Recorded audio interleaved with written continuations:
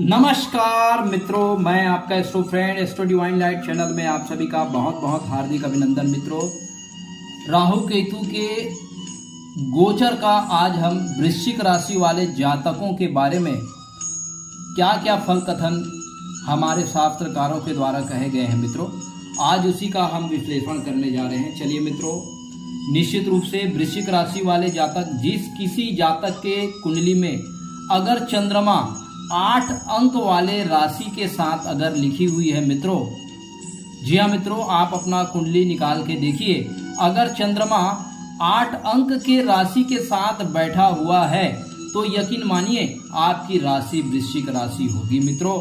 और इसी राशि फल का राहु के पंचम भाव और केतु के एकादश भाव में गोचर का क्या क्या फल कथन वृश्चिक राशि वाले जातकों को मिलेगा, उसी के बारे में आज हम डिस्कस करने जा रहे हैं मित्रों। यह गोचर अगले 2 साल तक 2025 तक देखने को मिलेगा। जी हाँ मित्रों, पंचम भाव से हम ज्ञान का विचार करते हैं और एकादश भाव से हम लाभ का विचार करते हैं। जी हाँ मित्रों, निश्चित रूप से राहु का पंचम भाव में गोचर जो है, पंचम भाव हमारा ज्ञान का भाव होता है मित्रों।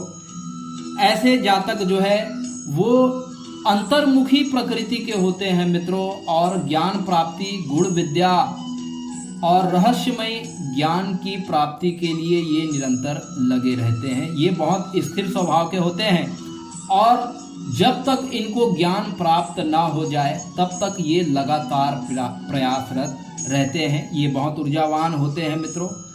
राहु के पंचम भाव में गोचर होने से मित्रों, पंचम भाव में राहु का गोचर को शुभ नहीं माना जा सकता। संतान के स्वास्थ्य को लेकर के ऐसे जातक चिंतित हो सकते हैं। जातक संतान की शिक्षा को लेकर के काफी सीरियस हो सकते हैं। जातक के पेट से संबंधित कोई पुराने रोग होंगे जिससे जातक परेशान हो सकते हैं मित्रों। पंचम भाव से हम वेद शास्त्रों का भी विचार करते हैं, ज्ञान का विचार करते हैं। केतु की सप्तम दृष्टि से निश्चित रूप से जातक की रुचि इस समय धर्म शास्त्रों में, उपनिषद में, वेद में, पुराण में होगी मित्रों और उससे जुड़ करके जातक जो है वो ज्ञान प्राप्ति के दिशा में वो सतत रूप से प्रयासरत रहेगा मित्रों। अगर हम राहु की पंचम दृष्टि की बात कर लेते हैं मित्रों, तो राहु की पंचम दृष्टि भाग्य भाव पर पड़ने के कारण जातक के पिता के साथ मनभेद और मनभेद की स्थिति निर्मित हो सकती है। लंबी धार्मिक यात्रा जातक कर सकते हैं मित्रों। अगर जातक उच्च शिक्षा के बारे में विचार कर रहे हैं तो निश्चित रूप से उच्च शिक्षा के लिए जातक को बहुत ज़्यादा संघर्ष करना पड़ सकता है। लंबी तीर्थ यात्रा के योग जातक के बन सकते हैं मित्रों। अगर राहु की अगर हम सप्तम दृष्टि की बात कर लेते हैं तो उच्च की सप्तम दृष्टि निश्चित रूप से जातक यदि मित्र से या बड़े भाई से सलाह लेकर के कोई व्यवसाय प्रारंभ करे तो उसमें निश्चित रूप से जातक को सफलता प्राप्त होती है। अगर जातक विद्यार्थी है मित्रों तो निश्चित रूप से उसको शिक्षा से लाभ प्राप्त होगा। यदि जातक शेयर मार्केट से जुड़कर कोई कार्य करना चाहते हैं तो ये समय जो है शेयर मार्केट के इन्वेस्टमेंट के लिए बहुत अच्छा समय माना गया है मित्रों। निश्चित रूप से राहु की यदि हम नवम दृष्टि की बात करें तो लग्न में नवम दृष्टि होने की वजह से जातक थोड़े से शॉर्ट टेम्पर हो सकते हैं, थोड़े से गुस्सैल हो सकते हैं मित्रों। जातक मानसिक रूप से परेशान भी हो सकते हैं। जातक की बुद्धि जो है वो कुटिल हो सकती है और जातक जो है अकारण रूप से परेशान हो सकते हैं मित्रों। निश्चित रूप से जातक को विभ्रम हो सकता है। जातक अपने स्वास्थ्य को लेकर के यदि लापरवाही करते हैं मित्रों तो निश्चित रूप से जातक को शारीरिक और मानसिक परेशानियों का सामना करना पड़ सकता है मित्रों। यदि हम केतु की बात कर लेते हैं तो केतु की बात कर लेते हैं मित्रों। लाभ भाव में केतु का गोचर को अत्यंत शुभ माना गया है मित्रों। निश्चित रूप से ऐसे जातक जो है उसको स्वास्थ्य लाभ प्राप्त होगा। अगर ऐसे जातक लंबे समय से अगर कोई रोग से परेशान है मित्रों तो उन्हें स्वास्थ्य लाभ प्राप्त होगा। बड़े भाइयों और मित्रों का पर्याप्त सहयोग एवं मार्गदर्शन प्राप्त होगा मित्रों।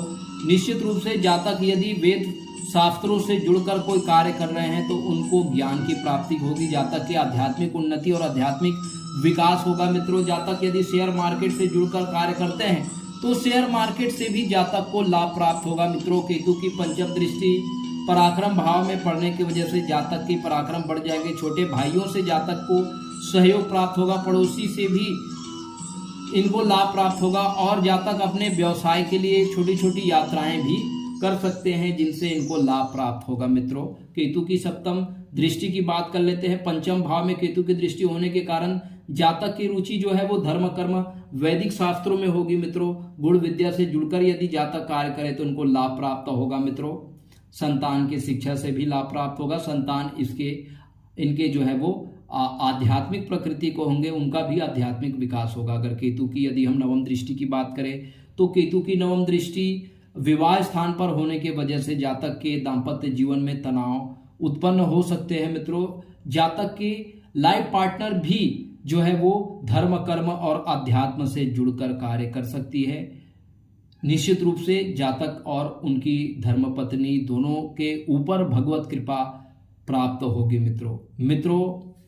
निश्चित रूप से राहु केतु का यह गोचर जो है जातक को ज्ञान के दिशा की तरफ अग्रसर करता है। जातक को आध्यात्मिक ज्ञान की दिशा में जातक उन्नति करता है, जातक अपना आध्यात्मिक विकास करता है। जी हाँ मित्रों, ऐसे जातक प्रेम संबंधों से भी लाभ प्राप्त करते हैं। अगर ऐसे जातक के कोई प्रेमी है मित्रों तो निश्चित रूप से ऐसे जातक को प्रेम संबंधों में भी लाभ प्राप्त होगा मित्रों। तो राहु केतु की रेमेडी के रूप में मित्रों, क्योंकि वृश्चिक लगन के लिए राहु जो है वो अकारक होते हैं, तो राहु के उपाय के रूप में नियमित रूप से जातक को दुर्गा सप्तशती का पाठ करना चाहिए मित्रों।